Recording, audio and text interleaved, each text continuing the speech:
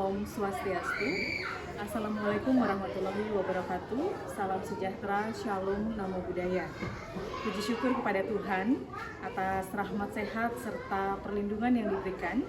Pada hari ini saya berada di SD Negeri 3 Blabatu dan diterima dengan sangat baik oleh Ibu Kepala Sekolah, yakni Ibu Arisa Putri SPD, dan beliau mengizinkan Tiang untuk berkomunikasi serta melaksanakan dan menuntaskan salah satu tugas di modul 3.1 tentang wawancara dengan kepala sekolah.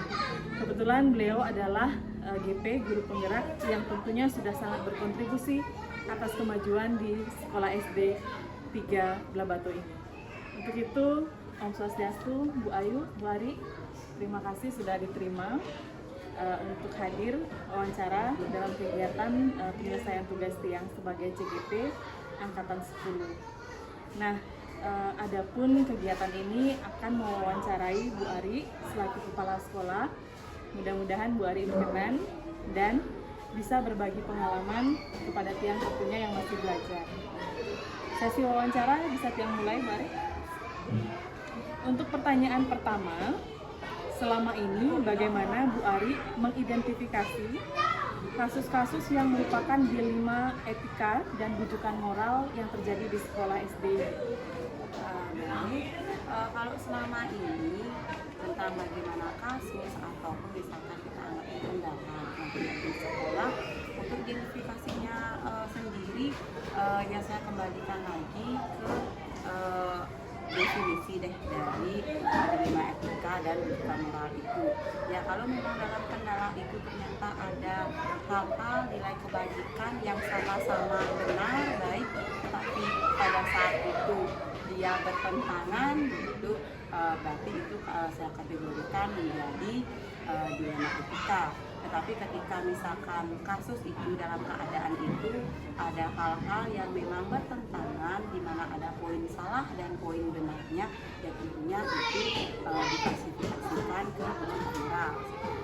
Baik, untuk pertanyaan yang kedua, Bu Ari, selama ini bagaimana Bu Ari menjalankan pengambilan keputusan di sekolah, terutama untuk kasus-kasus yang keduanya memiliki kepentingan yang sama benar atau sama-sama mengandung nilai kebajikan? Baik, kalau dalam perjalanan selama ini, kalau memang ada hal-hal yang ditemukan, misalkan kasus yang memang di dalamnya itu ada hal-hal nilainya kebajikan tapi sama-sama benar tapi bertentangan, itu pengambilan keputusannya saya kembalikan lagi kepada kesepakatan awal yang sudah kami bentuk. Nah, kebetulan di sini di awal sebelum semester awal itu dimulai, kami bentuk dulu sebuah kesepakatan, di mana kesepakatan ini didasarkan pada regulasi dulu dan ditambah kesepakatan yang kita ambil di sekolah, dan ini itulah yang menjadi rambu-rambu kami dalam melaksanakan tugas dalam 6 bulan ke depan atau sampai tahun sebelumnya, dan sesuai dengan kesepakatan kami. Jadi ketika itu ada hal-hal tertentu yang melenceng mungkin dari koridornya, itu saya kembalikan lagi kepada rambu-rambu kesepakatan awal yang telah dibentuk sebelumnya. Berarti bisa Tiang ambil garisnya bahwa pengambilan keputusan Bu Ari selama ini menitik beratkan pada kesepakatan awal. Jadi untuk pertanyaan yang ketiga, langkah-langkah atau prosedur seperti apa yang biasanya Bu Ari lakukan selama ini? Baik, kalau untuk prosedur sendiri sebenarnya tidak ada yang terlalu betul ya. Itu menyesuaikan sekarang dengan keadaan atau kendala yang ditemukan. Kalau itu memang misalkan menyangkut individu, anggap dia menyangkut individu yang memang dia sendiri, jadinya itu ya apa hasil observasinya. Kalau memang itu berdasarkan di observasi saya memerlukan tindakan cepat, jadinya biasanya itu saya lakukan dulu obrolan secara personal. Ketika obrolan personal itu jadinya kita sharing lah apa hasil observasi saya, terus kendalanya teman gimana, terus kita kembalikan lagi, kita punya kesepakatan seperti ini gitu, sesuai atau tidak. Kalau memang tidak sesuai, teman pasti punya tindakan yang mau dilakukan untuk memperbaiki. Nanti kalau memang sudah deal seperti itu, ya kasih kesempatan deh pada teman untuk dapat memperbaiki lagi, diobservasi lagi. Baik, berarti yang bisa ambil kesimpulan bahwa adanya observasi sebagai langkah-langkah dasar sehingga nanti bisa ditentukan pengambilan langkah berikutnya. Nah, berikutnya Bu Ari, hal-hal apa saja yang selama ini Ibu Ari anggap efektif dalam pengambilan keputusan pada kasus-kasus dilema etika? Yang paling efektif itu adalah dikembalikan pada kesepakatan awalnya. Karena kesepakatan awal itu kita sudah sepakat di awal, itu adalah hasil suara bukan dari saya tapi teman-teman semua itu dulu. Jadinya itu yang menjadi dasar, itu yang menurut saya paling efektif. Apa hal-hal yang nantinya mungkin perlu diluruskan, ya kita luruskan kembali berdasarkan kesepakatan awal ya. Selanjutnya, hal-hal apa saja yang selama ini merupakan tantangan dalam pengambilan keputusan pada kasus-kasus dilema etika? Baik, kalau misalkan tantangannya pertama itu kalau menurut saya pengalaman saya di sini, tantangan pertama itu adalah sebenarnya tidak ada junior dan senior, tetapi dalam hal kenyataannya usia itu saya sebagai pimpinan di sini kalau dari segi usia jauh lebih senior daripada rekan kerja saya. Jadi ada rekan kerja yang memang satu angkatan dengan saya, tapi ada juga rekan kerja yang secara pengalaman jauh lebih senior dari saya. Nah itu sempat menjadi kendala, ya bagaimana kendalanya kalau permasalahan tidak, tetapi bagaimana saya bisa jadinya antara teman-teman yang satu angkatan itu bagaimana kita bisa berkomunikasi untuk menjalankan kesepakatannya, terus bagaimana juga kita berkomunikasi dengan yang pengalamannya itu senior untuk menjalankan kesepakatan tanpa mengurangi rasa hormat kita kepada yang pengalamannya senior itu gitu sih. Itu yang sempat saya kendala sendiri lah begitu awalnya, bagaimana mempelajari biar bisa komunikasi itu jalannya itu selepas. Berarti dari apa yang Pian tangkap bahwa Bu Ari yang memimpin di sekolah ini, kemudian ada guru-guru yang dari pengalaman serta mungkin usianya jauh lebih senior, dan untuk mengkomunikasikan agar efektif, tidak menyinggung dan lain sebagainya.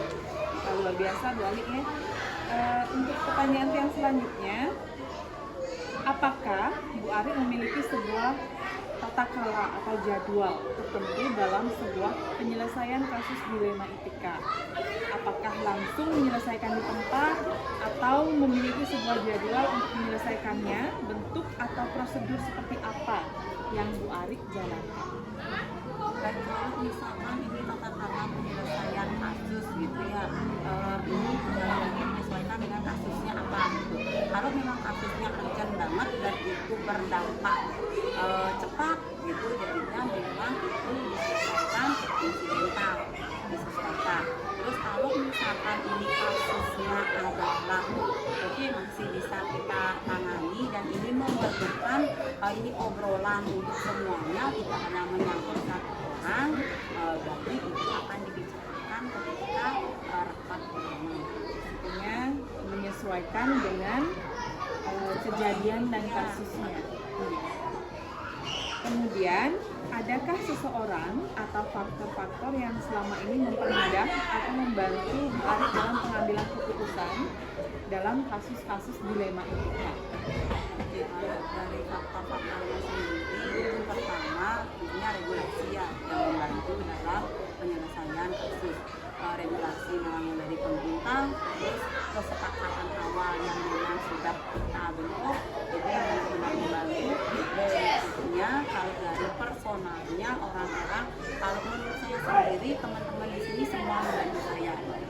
Jadinya teman-teman di sini tuh lumayan kerjasamanya itu baik. Jadinya faktornya itu benar-benar bisa membantu saya untuk melakukan kegiatan. Berarti kolaborasi yang juga menentukan Bu Ari. Nah, satu pertanyaan terakhir lagi, dari semua hal yang telah disampaikan, pembelajaran apa yang dapat dipetik dari pengalaman Bu Ari mengambil keputusan dilema etika? Baik, pelajaran yang bisa diambil, pertama, pembuatan kesepakatan awal itu penting, kemudian konsistensi dalam pelaksanaannya itu jauh lebih penting lagi, kemudian berikutnya adalah keterbukaan dalam komunikasi itu penting dalam menuntaskan kegiatan. Dari jawaban Bu Ari, saya tertarik sama yang namanya konsistensi, karena yang rasakan sendiri memang untuk konsisten dalam suatu perubahan, apalagi yang mengarah ke pembaharuan yang baik, itu sangat sulit. Dan tentunya apa yang Bu Ari sampaikan pasti sudah bisa dijalankan dengan berangsur-angsur kan gitu. Baik Bu Ari, dari sekian pertanyaan, saya sendiri selaku CGP sangat-sangat merasakan bahwa Bu Ari sudah mulai menanamkan hal itu, sehingga Bu Ari bisa sharing dan berkenan sharing kepada saya, walaupun ini adalah bagian dari tugas. Nah, atas hal itu saya ucapkan terima kasih sekali. Mudah-mudahan di lain waktu saya boleh mengganggu kembali untuk sharing serta berbagi praktik baiknya dengan Bu Ari. Untuk kegiatan wawancara tiang hari ini bersama Kepala SD Negeri 3 Belah Batu sudah selesai dengan beliau sangat kooperatif serta sangat kondusif, rela berbagi serta murah berbagi untuk tiang. Mudah-mudahan apa yang sudah beliau bagikan menjadi berkah dan kebaikan. Sekian kegiatan wawancara pada kegiatan ini. Saya tutup dengan Parama Santi. Om Santi Santi Santi Om. Terima kasih Bu Ari.